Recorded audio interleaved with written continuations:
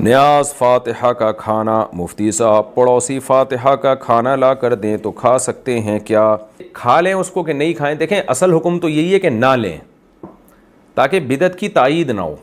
بدعت ہے نا، یعنی وہ جو کچھ کر رہے ہیں شریعت میں تو روزے رکھنے کا حکم ہے. نیاز فلانے کی نیاز، ڈمکانے کی نیاز، یہ کہاں صحابہ میں کسی ایک نے بتائی نیاز نکالی ہو؟ ابو بکر نے، عمر نے، عثمان، علی رضی اللہ عنہ، کسی نے بھی نہیں. تو بدعت عمل ہے، آپ لیں گے تو اس کی تائید ہوتی ہے. تو کوئی بھی اصل یعنی یہی ہے کہ نہ لیا جائے. نظر اللہ کی، نیاز کسی اور. اب محرم آ رہا ہے، روڈوں چوکوں چوراہوں پہ وہ نظریں لگیں گی، زبردستی پلا یہ پیتے جائیں گی. یہ نظر اللہ ہے اور نیاز ہے. یہ عباس غازی عباس کی ہے، یہ سبیل اصل اصغر ہے، یہ علی اکبر ہے، یہ سید جناب سبیل سیدنا حسین کی ہے، یہ سبیل سیدنا علی کی ہے. پاک بعض ہستیوں کو گلیوں چوکوں چوراہوں میں اللہ کی عبادت کے ساتھ شریک کیا ہے نا. بیت اس چیز سے پاک ہے کہ ان کے نام کی نیاز دی. اہل بیت ان چیزوں سے پاک تھے، مبرہ تھے، معبود نہیں تھے وہ، اور پیارے اللہ کے. نظر اللہ کی ہے، نیاز اللہ کی ہے. یہ مخلوق کا حق نہیں، یہ اللہ کا حق ہے. میں ڈرائیور ہوں، اکثر اوقات لوگوں کو درباروں پر لے کر جاتا ہوں جہاں پر وہ لوگ دیگ پکا کر مجھے بھی کھانا دے دیتے ہیں. کیا میرے لیے کھانا جائز ہے؟ اگر تو وہ اللہ کے نام کا ہے تو کھا سکتے ہیں، اگر بزرگوں کے نام کا ہے تو نہ کھائیں. ویسے تو کوئی فرقہ اس بات کا قائل نہیں ہے کہ بزرگ کے نام کا کوئی کھانا دیا جا سکتا ہے. سارے کہتے ہیں اللہ کے نام کا ہے، بزرگوں کے ثواب کے لیے. تو ٹھیک ہے، ہم پہلے ہی کہہ رہے ہیں کہ میت کو آپ کے ثواب کی ضرورت ہے. میت آپ کے لیے کچھ نہیں کر سکتی. یہ جو آپ اصال ثواب میت کو پہنچا رہے ہوتے ہیں کسی بزرگ کے اصال ثواب کے لیے، جس طرح یہ 11ویں شریف والا معاملہ بھی کرتے ہیں، ہم اس ایکٹیویٹی کو بدعت سمجھتے ہیں. لیکن میت کی طرف سے جو کھانا صدقہ خیرات کیا جاتا ہے وہ کھانا حلال ہی ہے اگر وہ اللہ کے نام کا ہے، ان بزرگوں کے نام کا نہ ہو. محرم کے دنوں میں لوگ کہتے ہیں کہ جی یہ نیاز ہے، جو لے کر آئے اس سے پوچھیں کس کے نام کی. اگر وہ کہ اللہ کے نام کی ہے تو ٹھیک ہے، کھا لیں. جو یہ حضرت حسین علیہ السلام کی طرف سے منسوب کرتے ہیں نا کہ یہ حضرت حسین کے نام کی نیاز ہے، وہ بھی ایک غلط العام ہے. شیعہ کے نزدیک بھی غیر اللہ کے نام کی نیاز نہیں ہو سکتی. اہل سنت کے ہاں بھی عبد القادر جیلانی کے نام کی نیاز نہیں ہو سکتی. وہ کہتے ہیں یہ ان کے روح کے اصالے ثواب کے لیے ہے، اللہ کے نام کی ہے. اس باریک فرق کو آپ سمجھیں. باقی اگر کسی کا یہ عقیدہ ہے کہ کسی کے نام کی نظر و نیاز کرنے سے وہ آپ کا مشکل کشا بن جاتا ہے، وہ عقیدہ الگ سے ایک غلط عقیدہ ہے، اس کو تو چھوڑ دیں.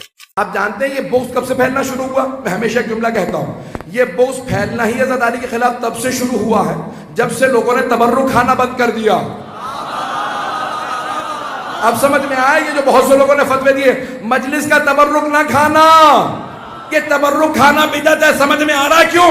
کیونکہ جو حسین کا کھاتا ہے، جو جناب سید الشہداء کا کھاتا ہے، وہ کبھی بھی عزاداری کی مخالفت نہیں کرتا. امام حسن کا دسترخوان مولا علی کی خلافت کے دور میں مشہور تھا.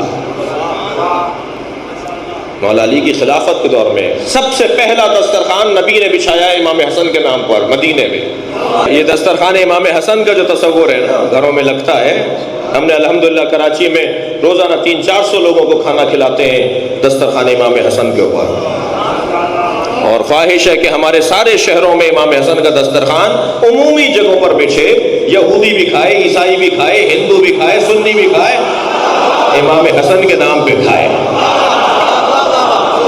شہر کے جو صاحبان ثروت لوگ ہیں کم سے کم سال میں چند دنوں میں اور پھر مہینے میں ایک دن امام حسن کا دسترخوان شہر کے کسی پارک میں بچھائیں. جنگ کے میں سادات سے بھی اور شیوخ سے بھی کہتا ہوں، اور بھی جو برادریوں کے لوگ یہاں تشریف فرمائے ہیں کہ مل کر کوئی کمیٹی بنا لیجئے، مہینے میں ایک دفعہ دسترخوان لگے گا فلاں پارک کے اندر، عمومی اعلان ہوگا امام حسن کا دسترخوان ہے. 3 دن تک بے نام حسن کھانا کھلایا ہے. لوگ کہتے رہے کہ نیاز و نظر کیا ہوتی ہے، ہم تو دیکھ رہے ہیں نبی کیا کر رہے ہیں. پھر مولا امام حسن کے زمانے میں امام حسن نے دسترخوان، امام مولا علی کے زمانے میں کوفے کے اندر دسترخوان بچھتا رہا. لوگ آتے تھے، کھانا کھاتے تھے. مشہور تھے امام حسن، عرب دنیا میں مشہور تھے. اللہ اکبر، مشہور تھے کرامت میں. کریم کون ہے؟ جو بھی مدینے میں داخل ہوتا تھا کہتا تھا مجھے کریم کا دروازہ بتاؤ. سب سمجھ جاتے تھے یہ امام حسن کا گھر پوچھ رہا ہے. دیکھیں، اگر آپ کسی بھی مومن کو کھانا کھلانا، مسلمان کو کھانا کھلانا، یہ بہت اچھی بات ہے. بالخصوص مومن کو کھانا کھلانا یہ عبادت ہے. اوکے، کسی بھی وقت. ہاں، یہ کھانا اگر اس کھانے کو آپ کسی بھی برتن میں پکائیں تو وہ اچھی بات ہے. اگر کوئی آپ اس طرح کرتے ہیں کہ امام جعفر صادق علیہ السلام کسی کو کھانا کھلاتے ہیں، اس کا ثواب ہدیہ کرتے ہیں امام جعفر صادق علیہ السلام کو، یہ بھی اچھی بات ہے. تو اس طرح ہونی چاہیے. اوکے. اچھا آغا، رضاعت کے پوائنٹ آف ویو سے ایک مزید مسئلہ بون آف کنٹینشن ہے نظر و نیاز کا، کہ وہاں پر بھی یہ کہا جاتا ہے کہ نیاز صرف اللہ کے نام کی ہے، لیکن اہل تسنن اور اہل تشیع دونوں میں یہ مروجہ چیز ہے کہ وہ غیر اللہ کے نام کی نیاز پکاتے ہیں اور اس کو نسبت بھی دیتے ہیں غیر اللہ سے. نظر اللہ نیاز حسین کا جملہ بولا جاتا ہے، یا شیخ عبد القادر جیلانی کے نام کی نیاز 11ویں شریف پکائی جاتی ہے. اس پر بھی شرک کا فتویٰ لگایا جاتا ہے کہ آپ نے اس کھانے کو غیر اللہ کی طرف منسوب کر دیا. تو اس میں صحیح موقف کیا ہے؟ یہ ولیمہ کرتے ہیں نہیں کرتے یہ لوگ سارے؟ جی شرک ہے. نہیں، یہ ولیمہ کس کا ہوتا ہے؟ دلہے کا. ٹھیک ہے. ادھر کیوں شرک نہیں ہوتا؟ صحیح ہے نا، نان سینس ہے نا. ہوگا تو ہر جگہ ہوگا.